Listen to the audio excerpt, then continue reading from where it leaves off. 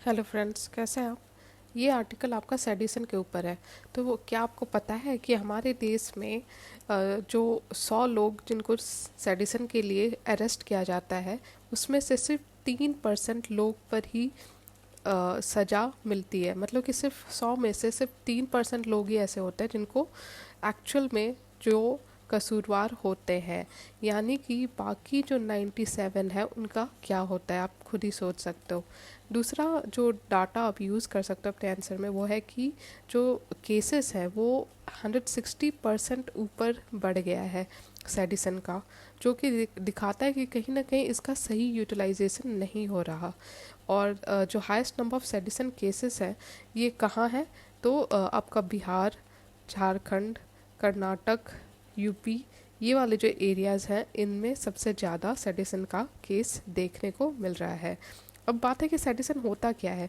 सेडिसन ये एक तरह से जो आर्टिकल सेडिसन का जो आईपीसी है हमारा, उसमें सेक्शन 124A बात करता है और ये 150 साल से भी ज़्यादा पुराना लॉ है।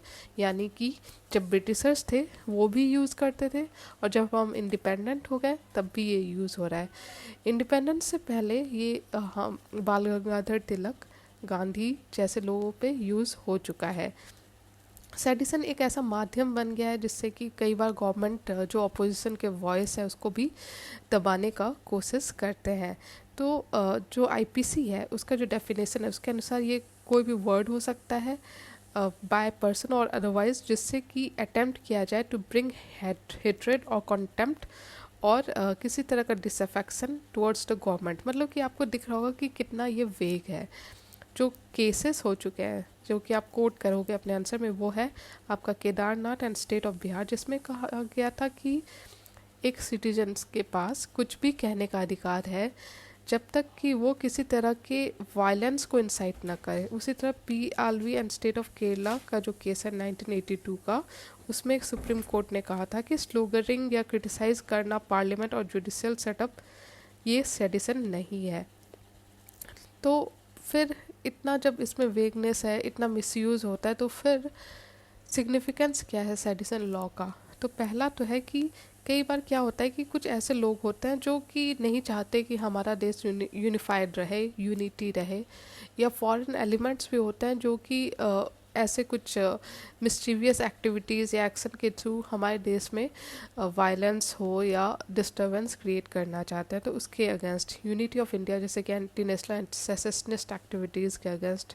दूसरा कि स्टेबल पॉलिटी, कई बार बिना रीज़न के कुछ ऐसी चीज़ें की जाती है ताकि गवर्नमेंट के अगेंस्ट आवाज़ उठे, उसको भी रोकने के लिए। तीसरा पावर ऑफ कॉन्टेम्प्ट, मतलब कि जो गवर्नमेंट है उसके पास ये पावर है कि गवर्नमेंट के अगेंस्ट अगर अलग गलत तरीके से चीज़ें की जाए तो वो पनिश कर सकता है।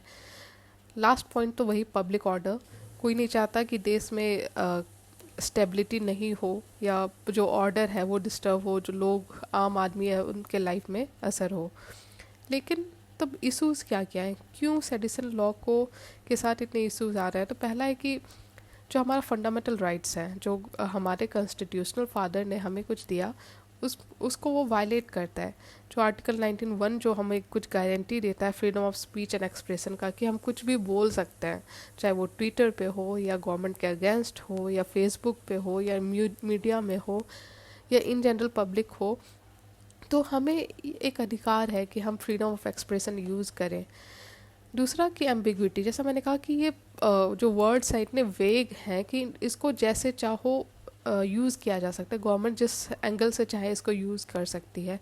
तीसरा है कि कन्विक्शन रेट, जब 100 में से सिर्फ 3 लोगों को सज़ा हो रही है तो ये तो दिखा ही रहा है कि कितना कन्विक्शन रेट लो है और कितने गलत तरीके से ये यूज़ हो रहा है।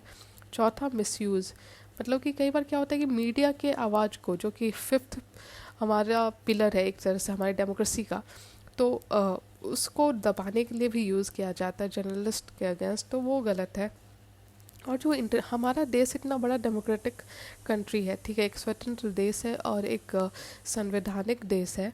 यहाँ पे ऐसे लॉ का क्या ज़रूरत है जो कि ब्रिटिशर्स ने यूज़ किया लोगों की आवाज़ को दबाने के लिए, वो क्या हम भी यूज़ करें। और जो इंटरनेशनल एग्रीमेंट्स हैं उनके भी अगेंस्ट है ये।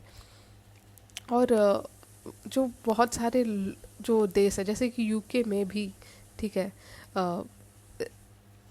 Sedition by an alien resident but not a national of the country is still an offence.